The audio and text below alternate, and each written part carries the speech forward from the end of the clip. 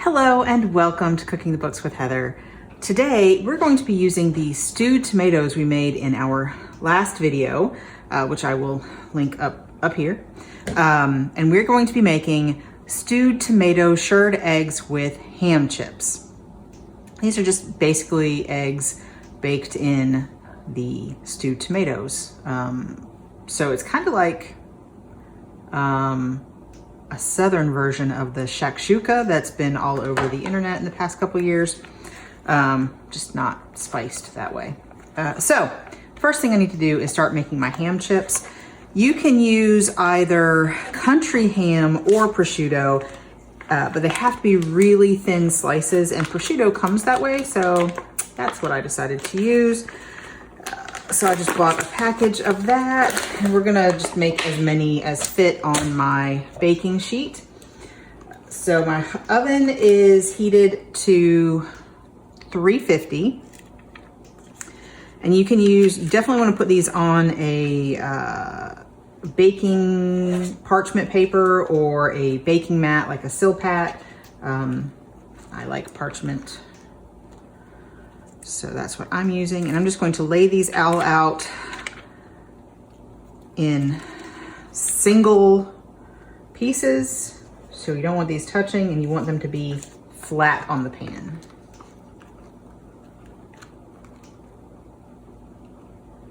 So it looks like I'll be able to get like 6, which should be plenty for us. It says it serves 4, which is how many I am feeding today.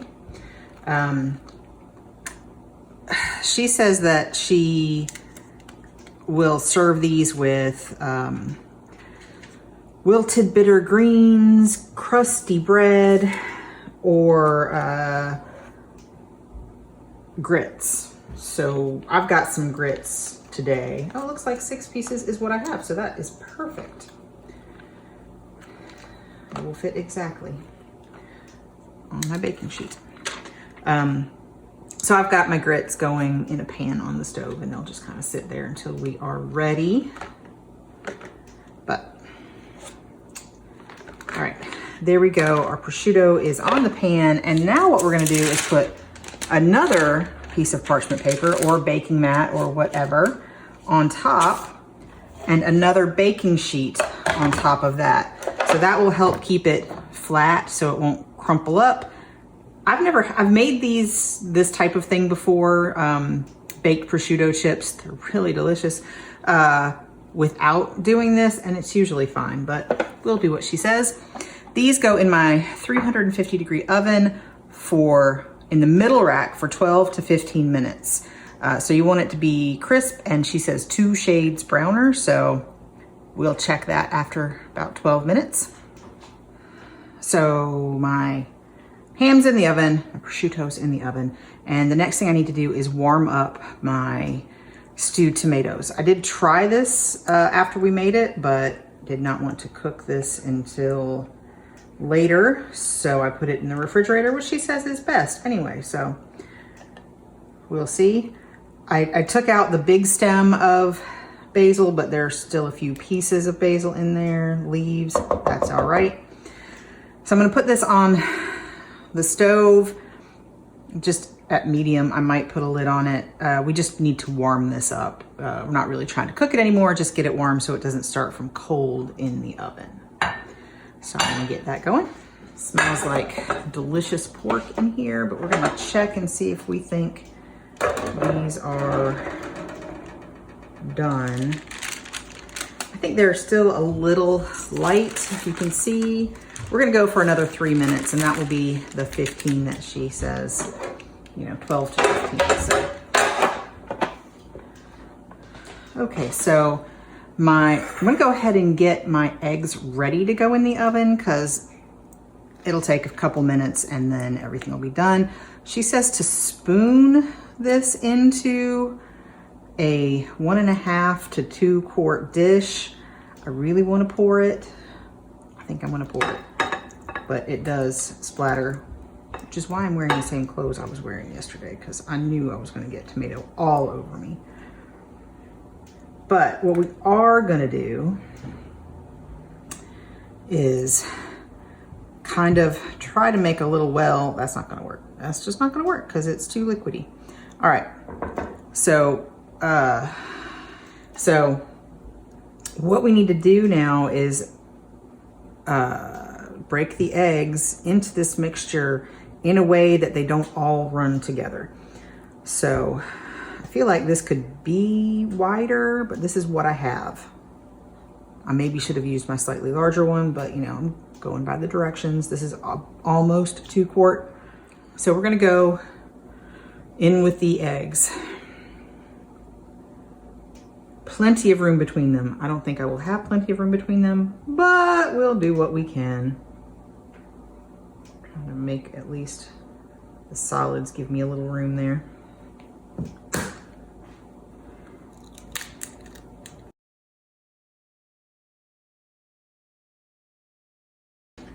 That's my timer. I'm not too concerned.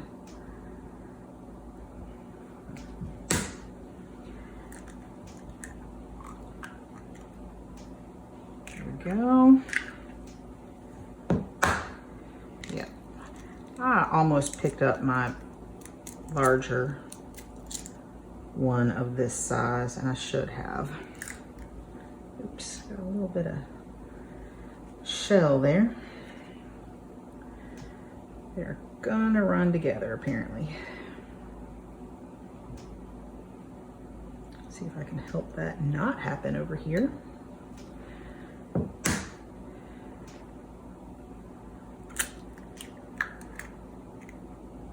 Maybe, maybe not.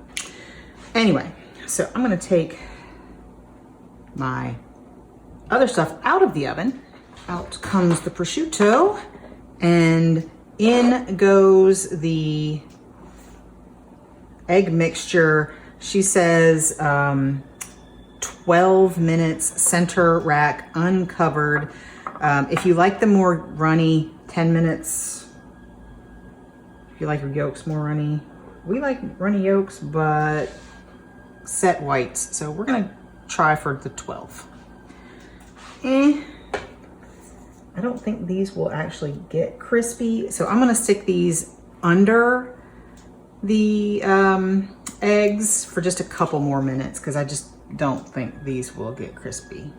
They don't get crispy until until they sit out and sort of get room temperature, things get crispier, but I just don't think these are quite done enough in my experience. So we're gonna go uncovered for a couple minutes, and I'm gonna put this in the trash. All right, so I cooked it for another, I don't know, 3, maybe 5 minutes. This is more what I was looking for.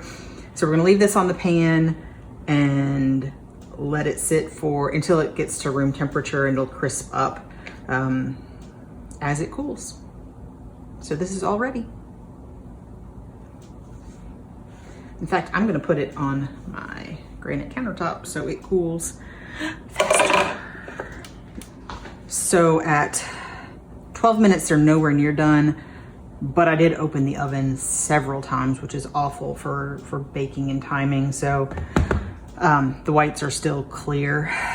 So I'm gonna give them another like 5 minutes and check them because they're pretty far from done. So these are supposed to be done.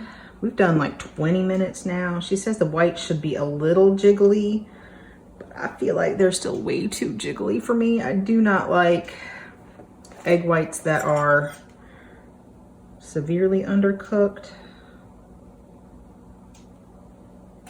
I usually end up overcooking my eggs in the oven like this, but I would rather have them slightly overcooked than have to deal with the super undercooked whites. So I'm gonna put these back in for another, I don't know, 3 minutes or so.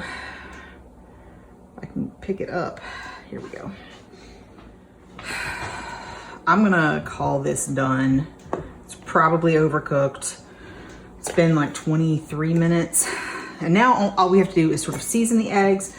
You'll notice that there was no seasoning on before we cooked it. So I'm not measuring this salt. There is a measurement in the book, but I'm not going to use it. I'm just going to kind of season like I normally would. There is seasoning in the stewed tomatoes. So we got salt, pepper, And she says whole basil, parsley, or chervil leaves. I've got this little basil that's been sitting here waiting for something to do. So I'm just gonna, and we use basil in the stewed tomatoes. So that's what I am going to do. So to just season right before you serve. So that is now.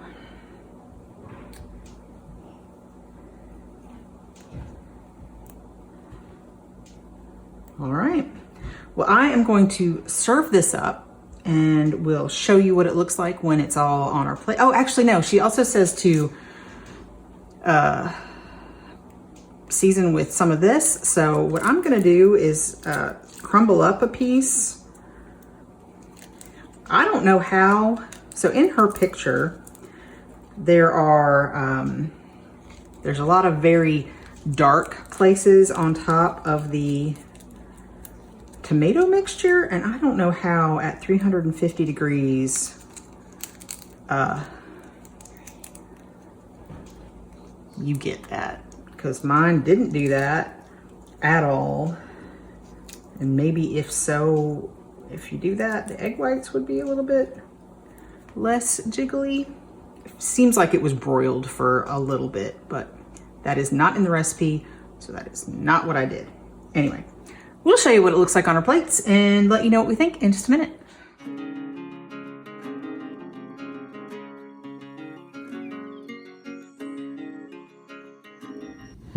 On this episode of Cooking the Books with Heather, you watched me make stewed tomato shirred eggs with ham chips from Vivian Howard's Deep Run Roots cookbook. Now, I did have a few problems with this recipe. First off, it took my prosciutto longer to cook than she says it does. I think I ended up cooking mine at least 20 minutes. I probably said when I first took them out, it was at least 20 minutes. And I did take the second pan off. They still were pretty flat. And I probably even could have gone a little bit longer than that. They were crunchy, but not super crunchy when we ate them. That's okay. That's something I think that really depends on your oven. And I think I prefer baking them without the other tray on top, because then you can very easily tell when they're done, because they do change colors. Also, I think I would use a larger pan, a larger casserole dish, so that, or at least wider, not necessarily taller, but wider, so that I could more easily have my eggs be separate, because I used 4 eggs in a almost 2-quart casserole dish, and it was just, the stewed tomatoes were a little bit too thick, the eggs were a little bit too close together, so I would choose a wider casserole dish. That was just maybe a poor choice on my end, but now I know. Also, our stewed tomatoes ended up a little bit watery. I probably would have reheated them without a lid on them, doing this again, just to thicken it up a little bit more, not keep all of the moisture in there. And I always have a really hard time judging when my eggs are done when I bake them.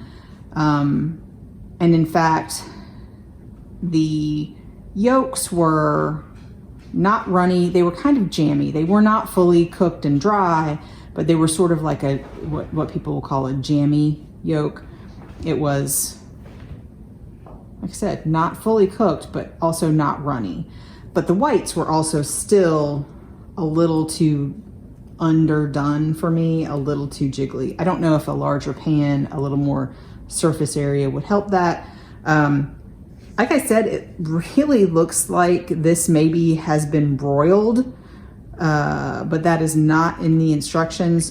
Just the picture in the book doesn't seem to correspond with the instructions, because there are some really dark places on the top of the tomato, this the stewed tomato part of this dish, and I was nowhere near getting any browning on my tomatoes. So it really looks like they were broiled.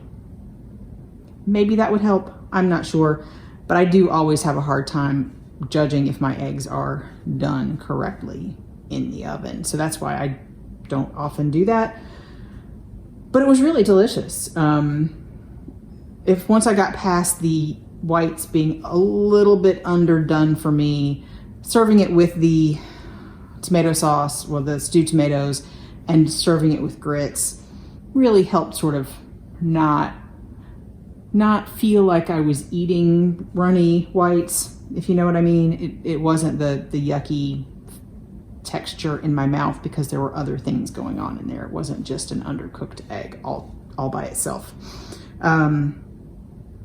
So would I make these again? Probably not in this way, but I certainly would serve the stewed tomatoes with eggs, maybe in a slightly different way next time, just because I can't get my eggs cooked exactly like I like them in the oven like this. And that may be a me thing, I don't know.